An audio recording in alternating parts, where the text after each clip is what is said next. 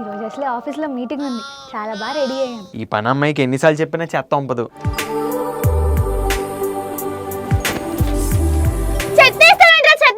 నువ్వు పెద్ద మైసూర్ మారాను అని వెళ్తుంటే చెత్త పూలేస్తారా? వెళ్ళలే. వేసేసాడు, బాగా వేసేసాడు. ఏ శ్రీజ, ఈరోజు మీటింగ్ ఉంది కదా, నువ్వేంటి ఆఫీస్కి పిచ్చిదానిలో వచ్చావు? మా ఇంటి నుంచి వచ్చే దానిలో ఒక చెత్త కుండి ఉందన్న, ఎప్పుడు క్లీన్ చేయరు. ఈ రోజు అయితే ఒక ఏకంగా నా మీదే చెత్త వేస్తాడు.